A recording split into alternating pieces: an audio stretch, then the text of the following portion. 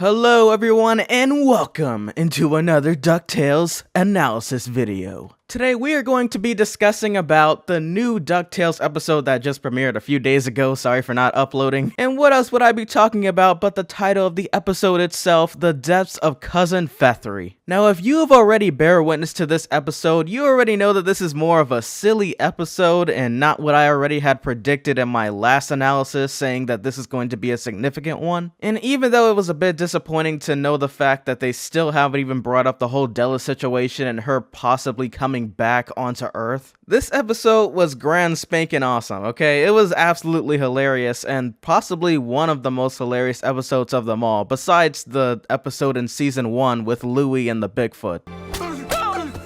Go! I swear, Louie is by far one of my favorite characters. I still say Webby is my favorite character overall, but Louie is definitely my second, because in almost every episode he's in, he makes it every time.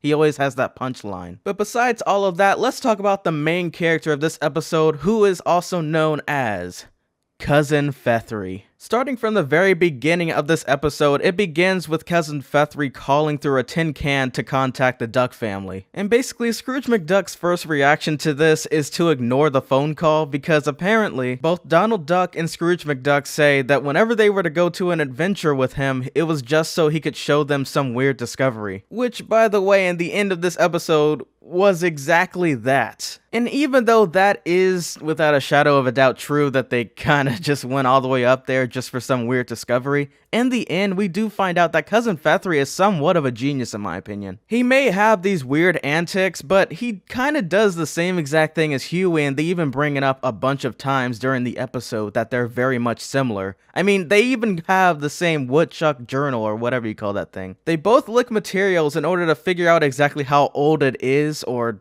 maybe something else. I didn't know exactly why Cousin Feathery licked it, but maybe that's why he licked it. They both, once more, carry the Junior Woodchuck Guidebook. They both understand the fact that even though it may be silly actions, in the end it could give you answers to some of the biggest discoveries in science. And even though it may be a small detail, I still would like to bring it up. They both wear red attire along with a red cap on top. Now, one thing I would like to take from this episode and definitely not forget to mention is the Launchpad mystery that's been going around. We all may know Launchpad as this silly duck that is just absolutely hilarious and always crashes a plane or some car or whatever it may be. But this guy goes on some serious situations off screen and we're never able to see exactly what he does. Now, if we were to go back to the 7th episode of season 1, you would also know from the episode The House of Lucky Gander was also the same exact episode where Launchpad goes into another off-screen situation. From the beginning of the episode, we get revealment of the fact that he's trying to go into the city and see an old girlfriend by the name of Z.E. And by the way, I just love how Scrooge McDuck doesn't even get much detail about the situation because he doesn't even care. And towards the end of the episode, we see Launchpad panting for his life basically, with arrows on his back while holding a panda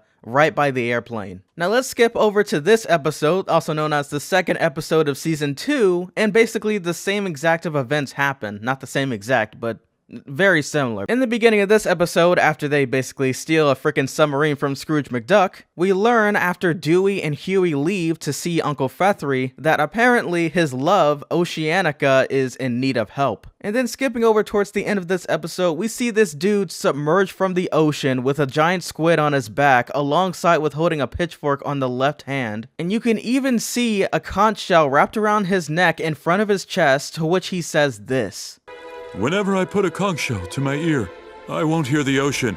I'll hear your..."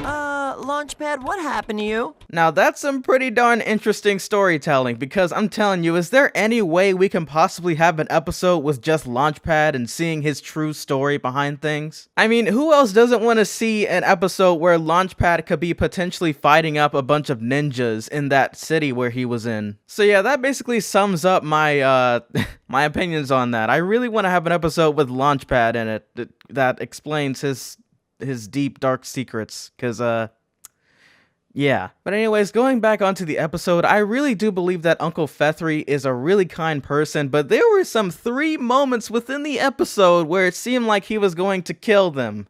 Because I really feel like this guy has a dark side or something.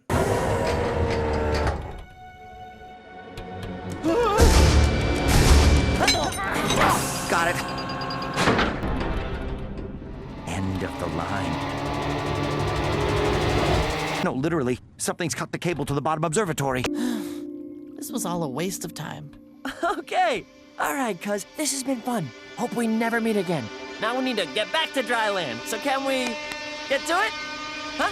Hello? Oh, you're not going anywhere. 'Cause that monster's gonna eat us! Now, obviously, I edited some of those sound effects in there, but you get the point, guys. This guy, he was a person that I really enjoyed throughout this episode. I really love Tom Kenney as the voice actor. Holy crap. He was just the perfect one to do this role. And I'm just really hoping and believing that they bring Uncle Fethry and Tom Kenney back, because that was just extremely amazing. And by the way, this is apparently the very first time that Cousin Fethry has ever been animated. He's a character that's been seen within the comics, but he apparently hasn't been seen animated within the original DuckTales series, which is very surprising because he's a really fun character. Now, even though it was revealed that technically he just brought them up to this adventure in order to show them these light patterns, I honestly believe that Cousin Fethry has a bit of a sad side to him. He even reveals throughout the episode that he's been down there alone by himself for over at least 4 years, most likely, and that his main job from Scrooge is to basically micromanage the place and clean it up while no one else is underwater. Now, that's kinda messed up to leave him underwater all alone by himself like that for years, because seriously, I feel like he did all of this just to get attention and to be able to spend time with his family again. Which is why I totally thought the third time when he scared us into thinking that he was gonna trap the children underwater with him, I thought he was serious that last time. Because in my opinion, he had almost every right to do so. It would have been really funny to see, actually. But yeah, guys, that basically does it for this episode. It was more of a silly episode, unfortunately, but at the same time, it was pretty funny. It was definitely worth it, and I really want Tom Kenney back on the show.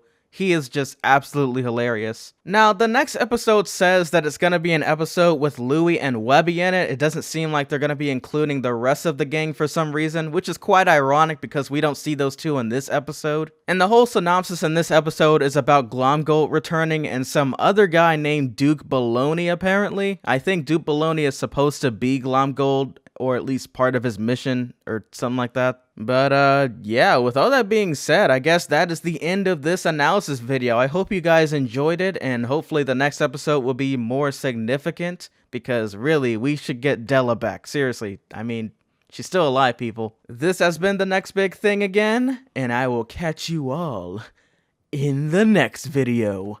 Peace!